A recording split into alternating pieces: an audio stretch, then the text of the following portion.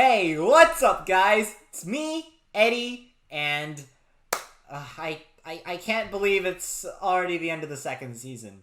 My Next Life as a Villainess was one of the first shows I ever reviewed on this channel.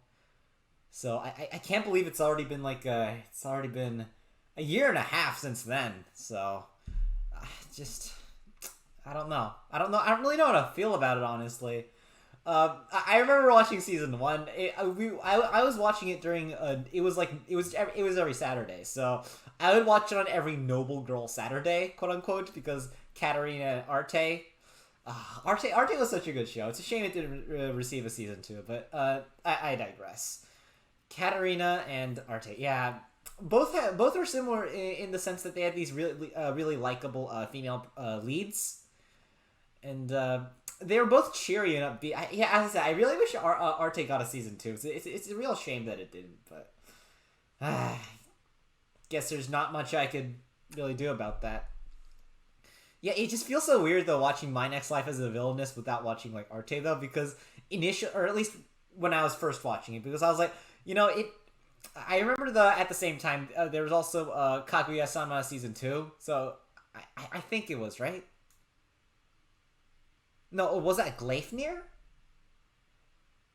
There was some other show. I'm forgetting at this instant, but I think there was another show I was watching at the same time. It wasn't Cells at Work. No, Cells at Work was no, Kaguya-sama season 2. I think I saw that with yeah, I saw that with what do you call it? Did I? Actually, I don't remember.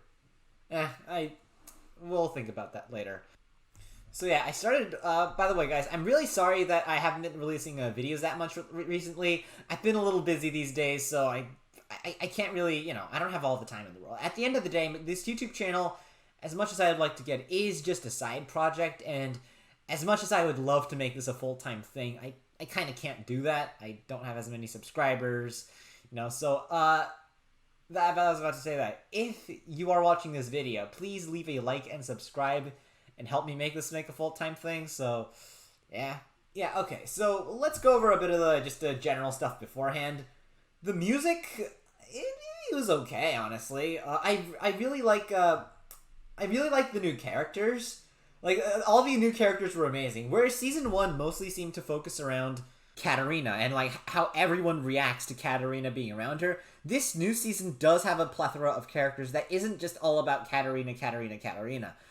They are at least, part of the harem. By the way, a really interesting thing I noticed in episode 12 is apparently the harem of Katarina's harem, the members of the harem have harems themselves that are like, they're mostly side characters, but the harem has harems. I think that's really cool. So yeah, that's really funny.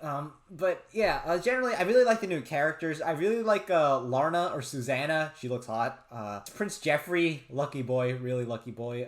There's also Selena, who we see. Selena's really great. I really like Selena. She's so adorable, and I really like her relationship with Prince Ian because dude, they look so cute together. But all that aside, neither Susanna, Jeffrey, Ian, nor Selena are really like attracted to Katarina per se right now, but Katarina helps them out, and I just thought that was really great because some platonic friendship as well. Come on, let's have some of that too.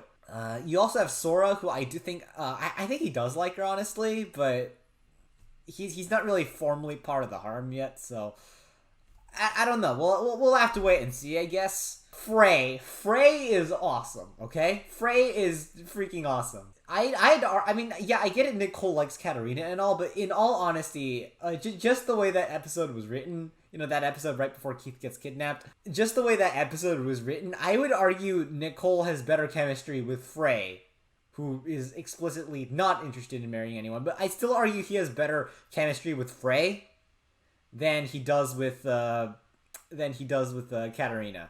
Because Nicole, I get it. You like Katarina and all, but like, so far, he's really been carried by his younger sister, And I feel like that's a bit of a problem. Back when I was first watching season 1, I had this grand idea of how, like, My Next Life as a Villainess would be like. I feel like that did kind of feel the disappointment I had. Well, not the disappointment, because up to episode 11, I was like, oh man, this is amazing. This is the show I would sit down, wake up every week, and I was like, It's Noble Girl Sundays. That was the show.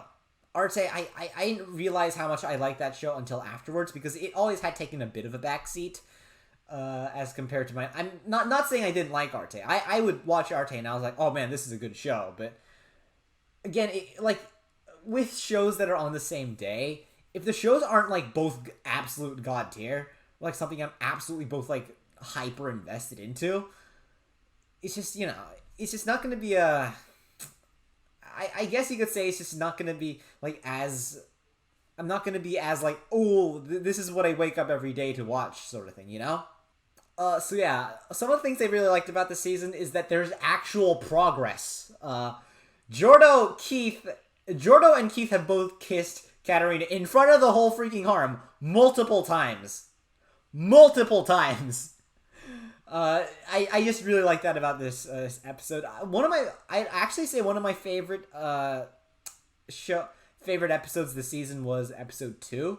I really liked it. Just Katarina acting as a villain and just absolutely nailing the show. That was really entertaining to watch. I get it's a bit of a filler, but just that was good. Okay, that was good. Katarina using her villainous skills to good use. Like that was really amazing. After that, I think Katarina gets captured because episode 1 is just a bit of a intro episode. So episode 2 is where it happens. Episode 3 and 4, Katarina gets captured. And this is where we meet Selena, by the way. This is where we meet Selena. This is like where we get to like Given. This is actually our second introduction to her, but her first introduction is just her appearing and her telling like what her name is. So I'd consider this to be her first real introduction. We also get to meet Sora, know all about the inner workings of like the royal family and stuff. And as it turns out, Katarina is able to charm over both people that are kidnapping her. And basically charms them into basically, you know what? We're just gonna turn ourselves in. We don't want to capture you anymore. Let's just turn ourselves in. She actually does that, which, I mean, like, Giga Chad move. Katarina is true girl boss Sigma. Let's be honest here.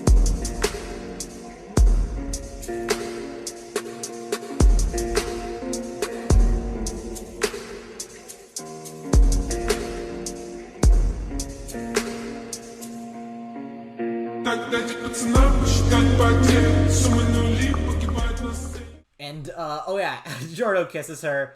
We get to know a bit more about Jeffrey, who is apparently a bit of a bro-con, but not really. In a platonic way. I mean, I do get how he feels. Little younger brother, adorable, give head pats, stuff like that. I just really love everything. I get it. There's a lot of filler arcs. There's the whole summer adventure episode where they basically go back and tell. It starts raining, and they're like, "Hey Maria, let me tell you this vlog story of how when we were kids we all met up in this forest and we played together." And apparently that's a whole episode, which I really like because we get to see the young the young version of everyone else again, and we like just get to see like everyone young and just having the young adventures back when they were kids. I really like that. I also think the really funny part, I also thought it was really funny how the ghost turns out to be Katarina's mom. Just a shadow of Katarina's mom scolding Katarina. So I just thought that was really nice. It's just, I mean, there's always like a scientific explanation. Yeah, even in a world with actual magic, all the rumors about ghosts and stuff, it just turns out, no, it was Katarina's mom that was scolding her daughter, and somehow the light and the shadow casted all the way out and just made everyone think it was a ghost. So this is episode 7, by the way. That one with the dollhouse and the dreams, another filler episode, but just so much meme material. You get Rule 60. I mean, like Mary's dream, Jordo's dream. That was pretty based. I could relate to that one. Did Alan have it? What was Alan part of the strike team? I don't remember. Was Alan part of? Yeah, because I don't remember his dream. Wait, no, I think I do. Wait, no, what was it? It's my memory just tricking me. Was Alan part of the strike team? I think he was, right? No, he wasn't, because Sirius and no, wait, what? Anyways, we have Mary's dream. We have Jordo's dream. Both are pretty basic. Honestly, I can kind of relate to that. But just the rest of them are just okay. Katarina's dream also pretty basic, and that's why she was able to get out so quickly. Who else was there? Nicole? Alan? Oh, I don't really remember his dream either. Then there's also Sophia's dream, which is pretty basic, and, you know, I could kind of relate to that one to a degree, too. But I just remember the two most outrageous ones. We have... Okay, first off, we have Maria's dream. Onegai muscle much. What is that? First off. Second off, we have Keith's dream, which is freaking Rule 63. But as I said with Rule 63, it's not just Keith, because, like, with Mary's dream, I get it. I get why she wants to be a guy, because, you know, that way she could have more power. More rank, and, like, she could, like, you know, basically NTR Jordo. But, like, with Keith, that's not even it. Like, he just wants to be a girl or something. And it's not just him. The rest of the cast is switched too. Not limited to Jordo, Katarina herself, on. It's just, what? What? I mean, like, Keith, bro, you into some freaky stuff, man. Keith, you're in some freaky stuff. Like, just, what is that? I also thought it was really interesting how at the very end of the day, the entire message of this episode is that, you know, like, overworking your employees is a bad thing. Like, Sirius's dream, when, like, he's initially part of the strike team, but, like, it ends up getting, like, he ends up getting sucked into the dreams as well. Speaking of which, that's that episode, and the next episode essentially has Nicole going up and telling his dad, let's get an arranged marriage, because I know Jordo already has... Jordo is already betrothed to Katarina, so to get my mind off of her, I'm just gonna go through this whole, like, arranged marriage process. You know, here's the thing. He doesn't really like any of the girls except for Frey, who is, like, not shallow, but, like, he's not interested in her as, like, a girl. So basically, Nicole has that whole spiel about, like, how he's not gonna get, like, an arranged marriage because all the other girls are shallow and stuff. And then there's Frey, who's not like the other girls. Okay, but seriously though, Frey is freaking awesome, okay? Frey is awesome. Like, who animated this? Was there, like, a different animator? I don't remember, but I just remember that the animation in this one was absolutely godly. Right, anyways, episode 9 comes, and we have Keith getting kidnapped. That arc was really interesting, too. Basically, Katarina and Keith, Katarina and Keith get, like, not an argument, but a little discussion about Jordo, and Keith gets kidnapped after that, and they spend 2 episodes. They're oddly calm in that episode, tracking down Keith with this magical teddy bear who's smug AF. Apparently, so the instigators of kidnap were Thomas Coleman, who is a fat guy, so apparently that's how you know he's not going to get redeemed, and this weird girl who I think's definitely going to be part of Season 3. Speaking of which, I still can't believe they literally just teased Season 3 like that with Fortune Lover 2. They literally teased it. So anyways, Keith gets out, through the power of love or something like that. As I said, the episode 11s of this show always appear to be the best because, as I said, episode 11 last season was really amazing. Episode 11 this season was also really amazing. So, yeah. We also got a new doggo, which is really nice. And finally, we reach episode 12. Frankly, I think this episode 12, this graduation episode 12, was a lot better than the episode 12 of season 1. Yes, we have the harem has harems, first off. And after that, they literally tease season 3. They literally tease season 3. I don't know. Honestly, this whole season, I can't say it was like a masterpiece, okay? Honestly, this season, it was okay. It was entertaining. I wouldn't say it was like a god tier show or anything like that. Likewise, when I initially saw this show back in 2020, early 2020, I feel like I was caught up a bit too much in the hype, and I was inevitably a little bit disappointed when the show ended, because it's not like with Vivi, or Attack on Titan, which is like an actual masterpiece. This show, it's not a bad show. It's a good show. It's a good show. It does its job, and it entertains. And for that, I say it's well written for what all it's worth. The problem is it does kind of get repetitive at times.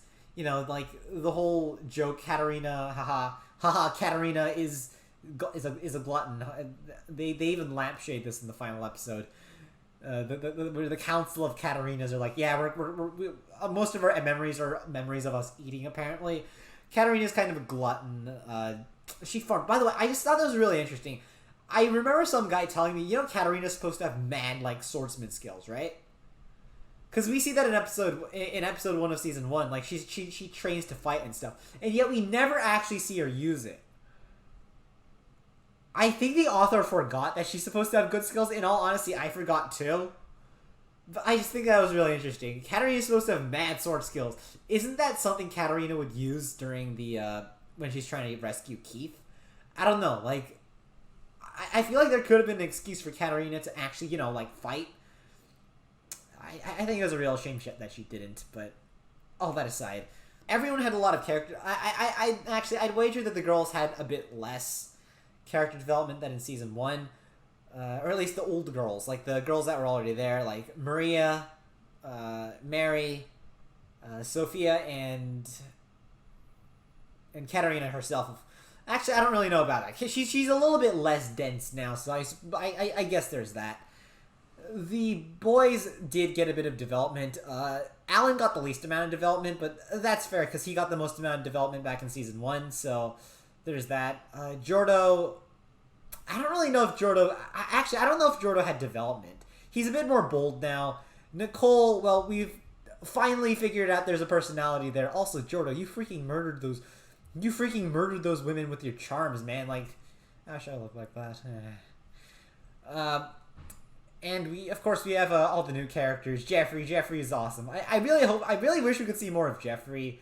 There was that one extra girl. I don't really remember her name. We have Ian. We had all these characters. It was a lot of fun.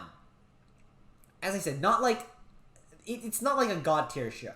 It's not like godly, but it's fun. It's entertaining. It's just something you could watch, you know, in your free time and just turn your brain off, I guess, and just look at the pretty pictures fly. It's fun. It's a good show, and the characters are lovable. And ultimately, I would say I enjoyed this show. I mean, I notice I say that about pretty much every show I review. Probably because if it's a show I don't like, I probably don't review it in the first place. But so survivorship's bias, I guess. But yeah, it's a really entertaining show. I really liked it, and yeah, that's really that. The OP wasn't as good as season 1's OP in my opinion, but that's that. The music, it's okay. Just overall decent show. So yeah, that's all there is for this video, folks. I can't believe it's already been such a long time. My first show review was My Next Life as a Villainess as well, so season 2 is now over. Apparently season 3 is going to be a movie. So I just think that's really interesting. Season 3 is going to be a movie. That's interesting. I just heard about that online. Season 3 is going to be a movie, so I think that's pretty cool. But I still can't get over how they literally just lampshade season 3 in the final episode of season 2. And the Doom flags are back. Not really. I mean, the timeline has just diverged so much that I feel like you can't really say they're Doom flags anymore. But we've been introduced to 2 more characters. These 2 really interesting guys who I hope we could see a lot of in the movie that is coming probably next year. I'm not really sure, but yeah, that's that. Anyways, that's all there is for this video, folks. If you enjoyed the video, leave a like and subscribe if you haven't done so already, and comment down in the video, comment down below what you liked about the season, like your opinions on the show, yada yada yada. Anyhow, that's it for this video, folks. The sky's up, and you guys are awesome. I hope you all enjoyed this video. Bye.